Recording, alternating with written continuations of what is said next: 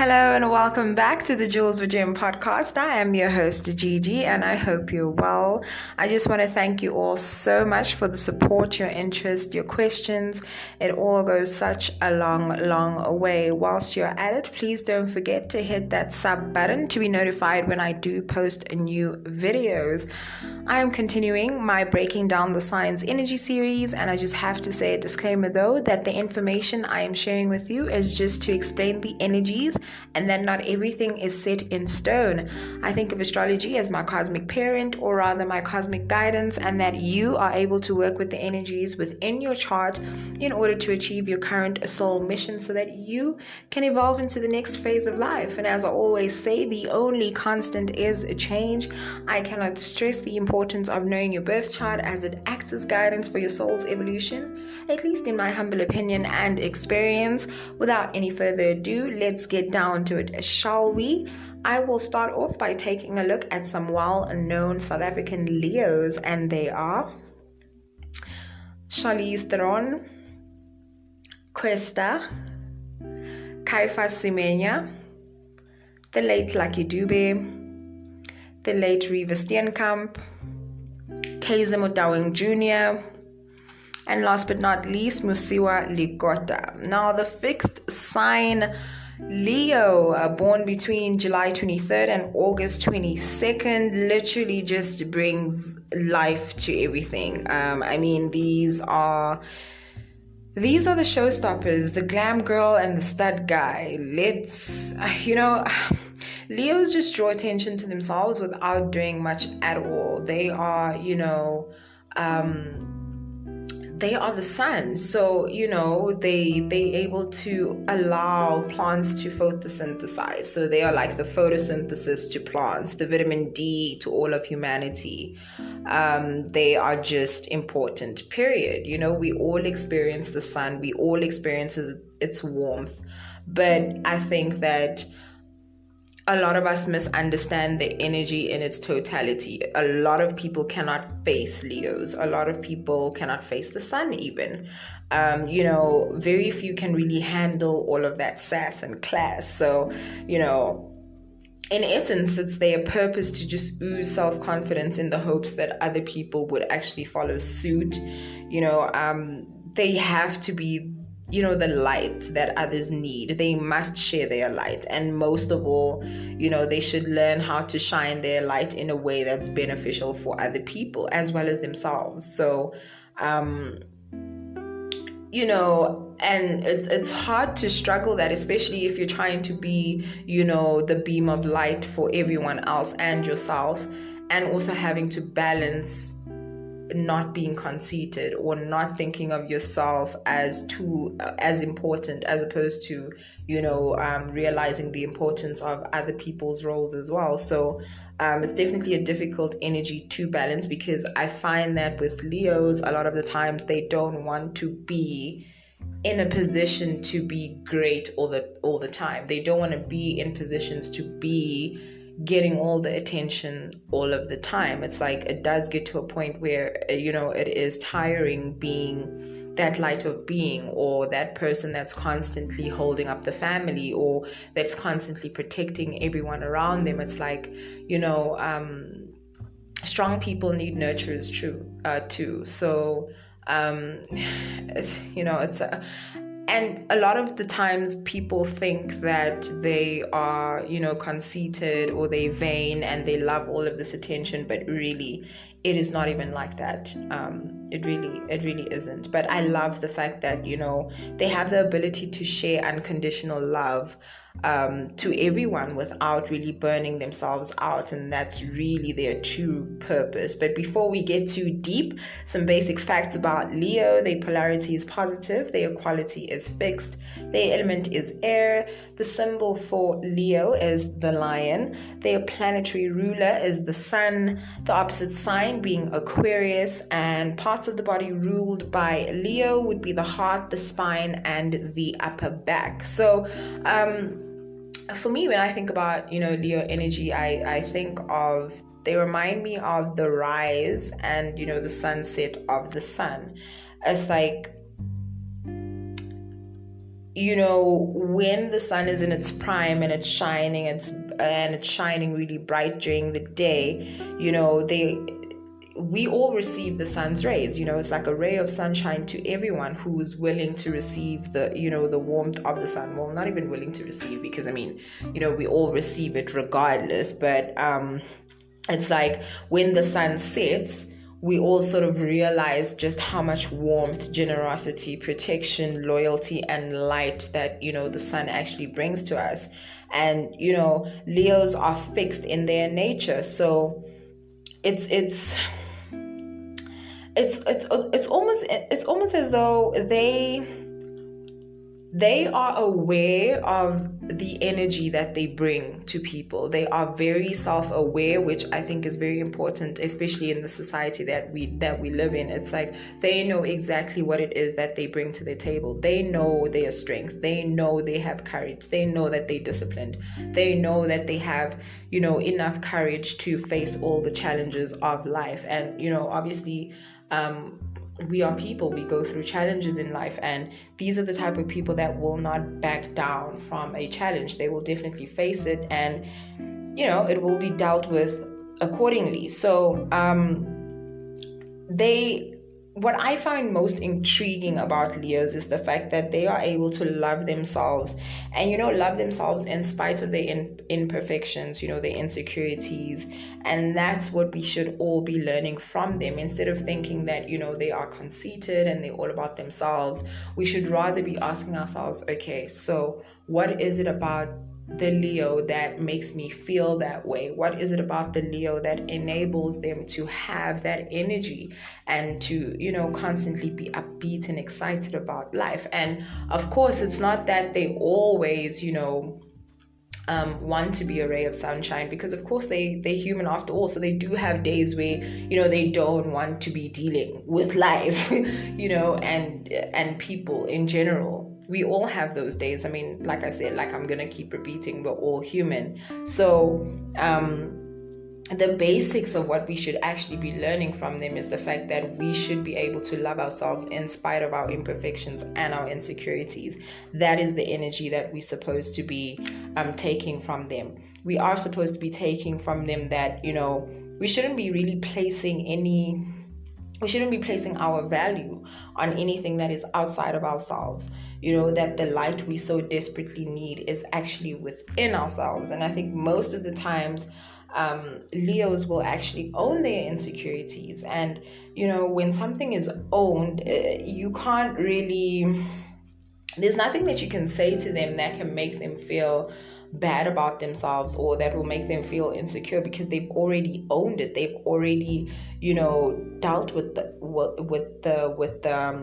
shadow work of that feeling or that insecurity. So the internal work has already been done. So it's like you need to come up with a different angle, to try and penetrate them emotionally, or even try and change their minds about something. Remember, they fixed, so trying to change their mind about anything really is going to be a task and a half. But for the most part, they're very nonchalant about whether or not society actually accepts them, because it's enough that they've accepted themselves. So love them or hate them, they are the sun and they are important, period.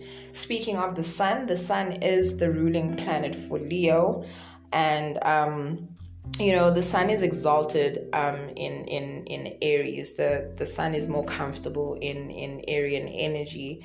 However, I feel as though, the sun is exalted in any fire sign, to be honest, because the element is fire. So of course it's going to feel, comfortable. It's like how I'm always confused by how Venus is exalted in Pisces, which is a water sign, but it's not exalted in Scorpio. Scorpio is actually, I think, the detriment, and then Virgo being the fall. So it's like, but why? Because the elements are the same. But I guess it's the way that the energies are expressed. Scorpio is a more controlled, kind of possessive, kind of jealous energy, whereas Pisces is a more feminine, let things go with the flow, a very well-mannered type of energy. So Venus enjoys being in there. But when it comes to the sun, I definitely feel as though anyone who's, a Leo, an Aries, or Sagittarius really just represents the sun so well.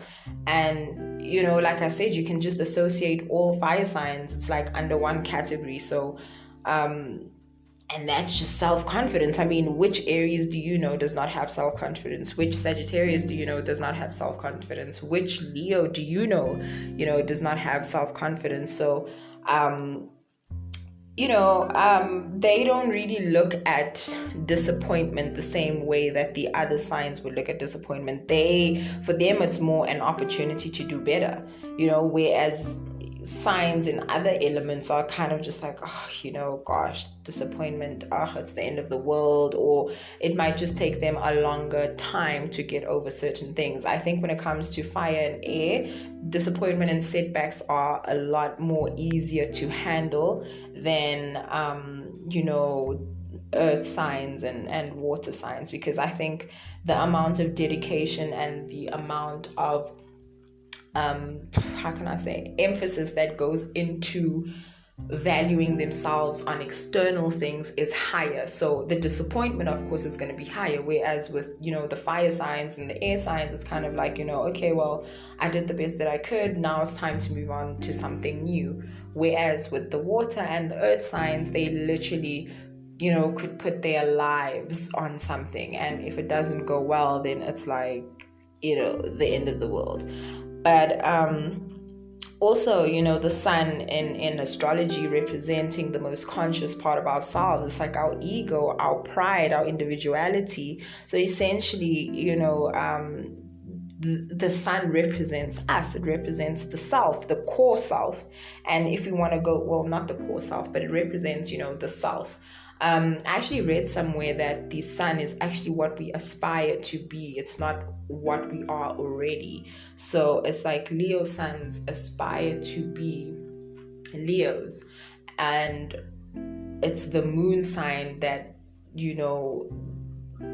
that which we are already instinctively, if that makes sense. I don't know if that makes sense, but yeah, I tried to break it down so that it actually makes sense. If you do have questions about what I just said, definitely do jot them down below, and I'll definitely get back to you on that one.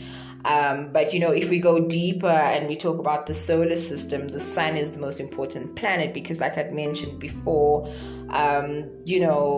it provides heat and light to the planet Earth, and there wouldn't be much life on Earth if it wasn't for the sun, really, because what would we eat? Definitely not animals, because where would the animals graze? What would they be eating? How would we as humans even be breathing, seeing as we need oxygen provided by plants and the trees around us? So there's just so much to consider, and it just all boils down to one thing, that we need the sun. And it's the same with Leo energy. We all need Leo energy. We can all learn something from fire signs especially, but I think that there's so much hate that goes towards them, because a lot of the time they are associated with the negative myths about them, the fact that they can be selfish. And I mean, in this day and age, how can you not be selfish about yourself? Essentially, how can you not love yourself? How can you just be all about people all the time?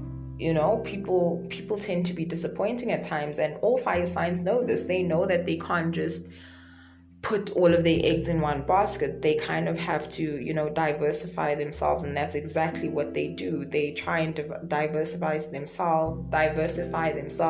They try and do different things. They try and meet different people and learn from those different people as well, so that they can provide more resources to the people around them, especially family and friends. So they put themselves in positions that will allow them to have a better future or a better outcome to any situation, really. So and also Leos just get attention without really doing much. It's like the sun shines regardless of how the other planets around may feel, and it just is what it is.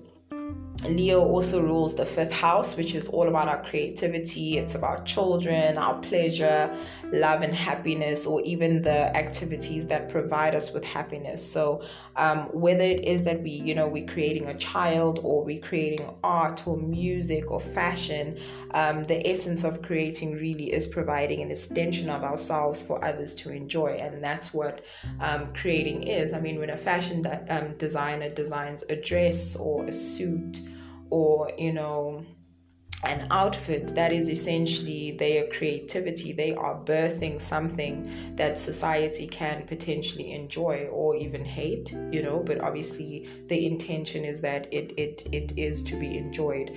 When a writer is writing poetry or sonnets, they are writing, expressing an emotion that they might be feeling, or an experience that they might have gone through. So essentially it's like they are pouring out emotions out of themselves. They're drawing out emotions out of themselves. They are birthing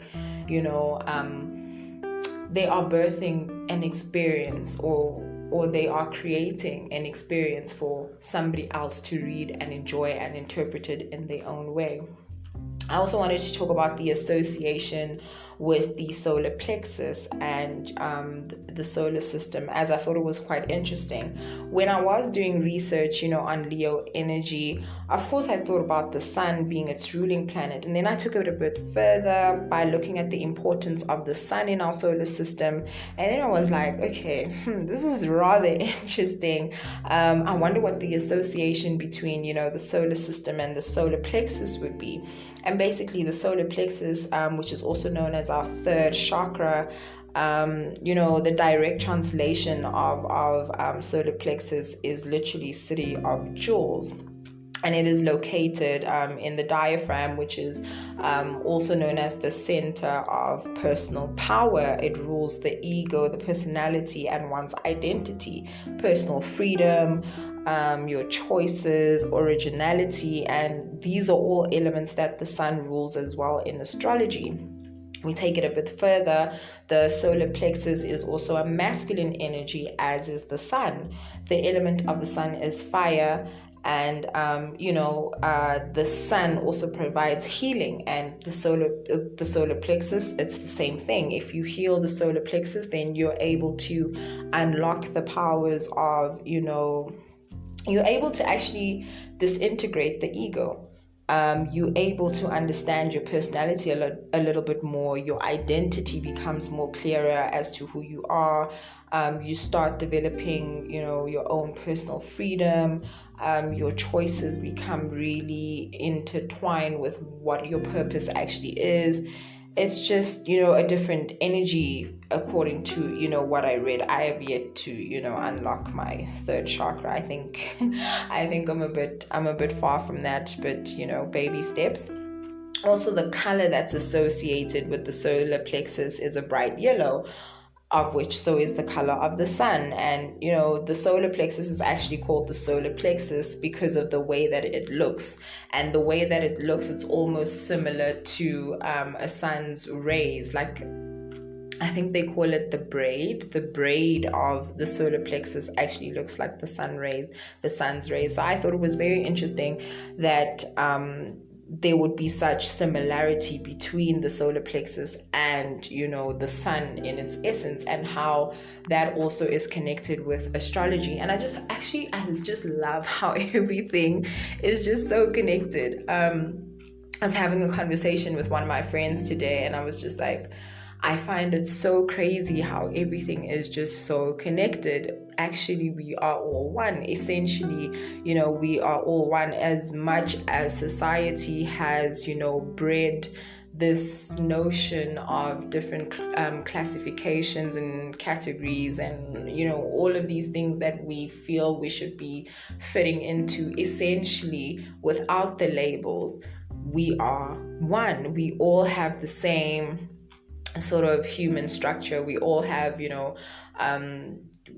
all have a brain, we all have arms, we all have legs to walk, we all have an ability to speak, to smell, to hear, to to talk, and all of that, like use of our five senses as well as the sixth sense as well. So essentially we are technically the same. There's really nothing to it. The only difference would be, of course, our skin complexion, but even with that, I mean, that is due to genetics and other factors.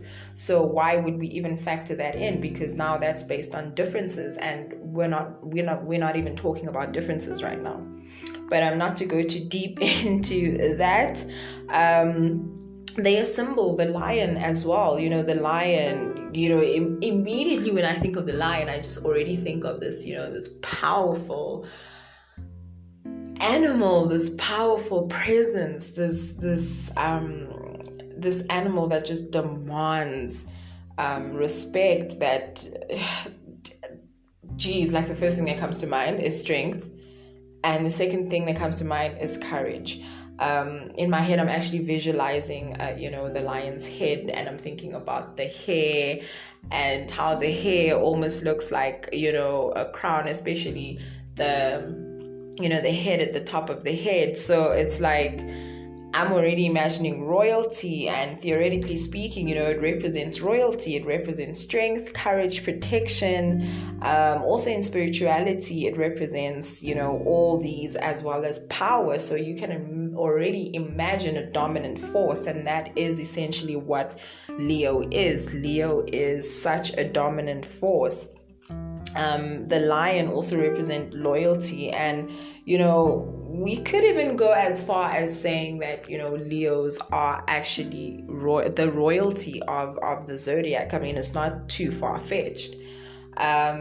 Leo also rules over the heart, which I'd like to believe is quite significant, seeing as these are the people that also just live with an internal compass. Like, they have their own moral compass which they abide by. They really don't need anybody else's opinion, anybody else's way of thinking, anybody else's perspective on whatever it is that they would like to do. As soon as they have established that they want to do something, then that is exactly what they're going to do. They really do follow their heart. They allow themselves to be guided by their heart. They don't allow themselves to be guided by the fickle opinions of society or their family or their friends. And even if they do realize that they might have made a mistake, for them it's like, it's not a mistake, it's a lesson, and they just pick up from where they left off and they keep it moving. And essentially, who wouldn't want that energy? We all need that energy, to get through life's challenges, especially in this time right now in 2021, where everything seems so uncertain, and it's just like we're just kind of floating, and wherever the wind blows us, we'll deal with that when we get there. But they follow their heart regardless of what those around them may think. And like I said, in this day and age, it's definitely an admirable quality to have. Facts and myths about Leos. The first one being Leos are selfish. I think this is definitely a myth. Leos are associated with generosity. So, I mean, I can't imagine how we can applaud Leos for being such generous signs and then say that, that they are selfish. If I can put this in context, I've got quite a few Leos around me. I think there's about 4 or 5, if I'm not mistaken. I have like 5 Leos around me, and Leo is in my 4th house. So basically, Leos feel like family to me. They feel very familiar to me, and I always enjoy and love their presence in my life. And I've never experienced a time where they were not generous towards me. They're generous with their time, they're generous with their resources, their money, anything that they can share, they literally will share it. Remember, it's also a fixed sign together with Taurus and Scorpio. So they they are willing to share. Literally, they're willing to, even the shirt off their back, they will take it off for you if they can. If of course, they will share it with you without making themselves feel like, okay, I just did too much. Of course, you still need to be considerate of you as a human being, but other than that, they'll definitely share if they are able to. Number 2, they are conceited. This is definitely a myth. Of course, to us average people,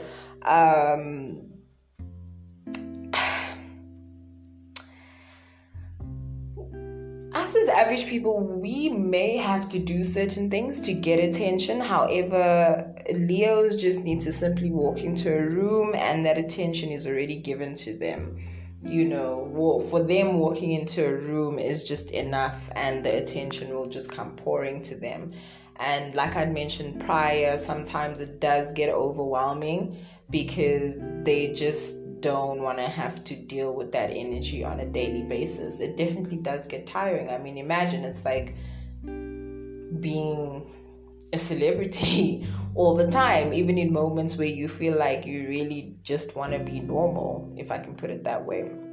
Number 3, they think that they are better than others. This is definitely a myth. As much as they considered the royalty of the zodiac, they are also human at the end of the day. They are also people at the end of the day who struggle like the rest of us with insecurities. They struggle with their confidence.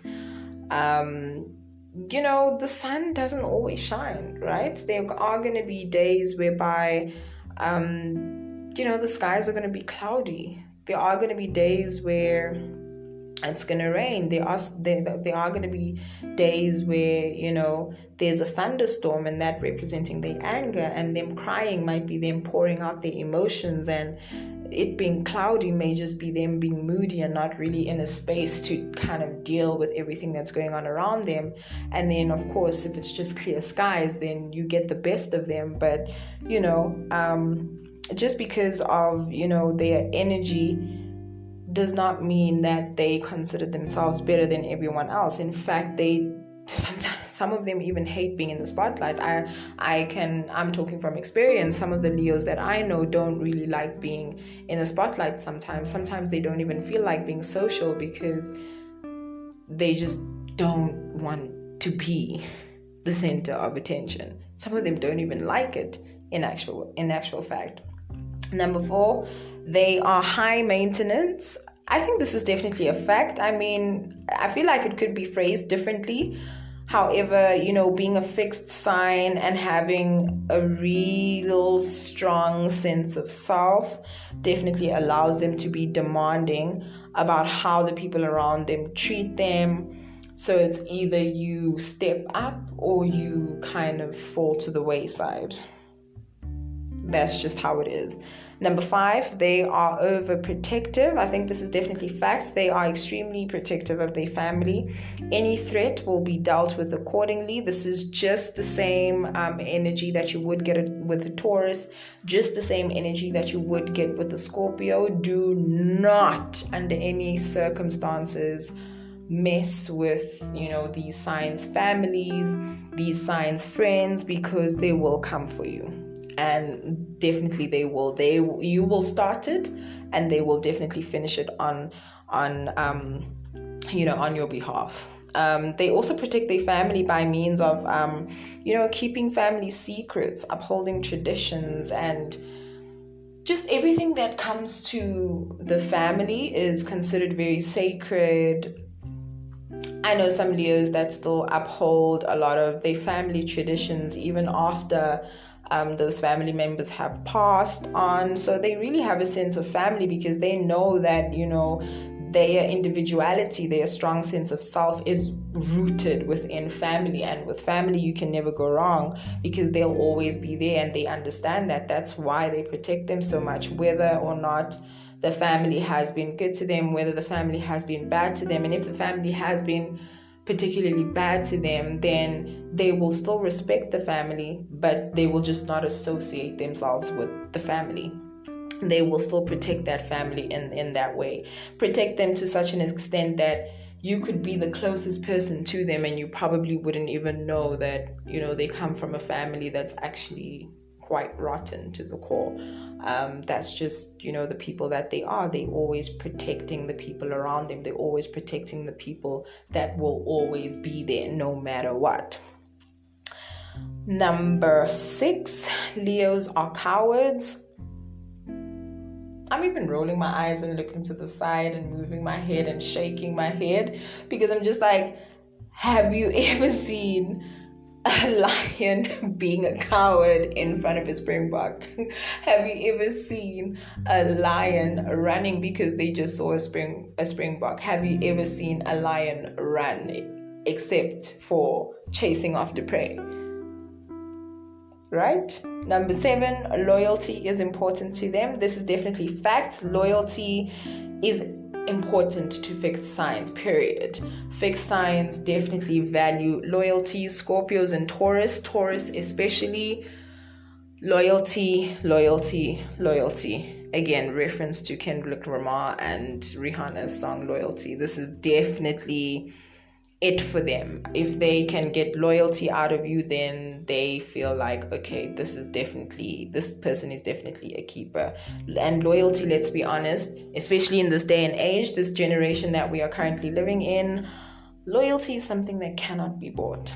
Last but not least, number 8, they don't know how to ask for help. This is definitely facts. I think sometimes, the strongest people around us don't know how to ask for help. And it's because they may have been doing this for years that they're constantly helping everyone else. They're constantly checking up on everyone else. They're constantly being the people that are upholding the family, making sure that everybody's communicating with each other, making sure that, reconciliations are being done, making sure that everybody's on the same page, basically making sure that everybody's kind of playing their part to still maintain the family, to still maintain that friendship, to still maintain that relationship. And of course it does get straining.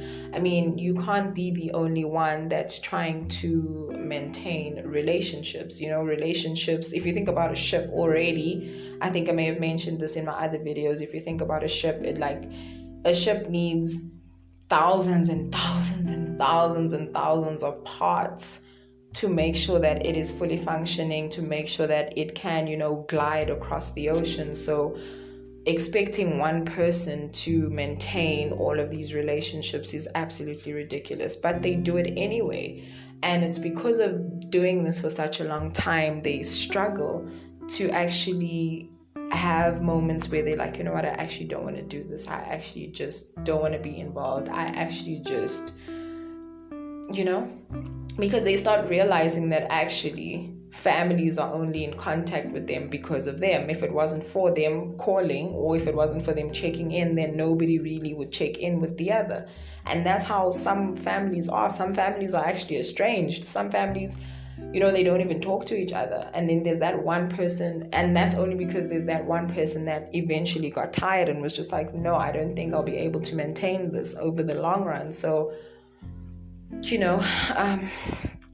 it's a heavy load to carry. So it does get hard sometimes asking for help from other people, because it's like, and in any case, they are a fixed sign, so they definitely don't want to be giving that responsibility to anybody else anyway, because they've been doing it for such a long time, and they just don't want to burden other people. So it's, if you're not a Leo, or you don't have any Leo placements, then it would be difficult for you to understand this energy.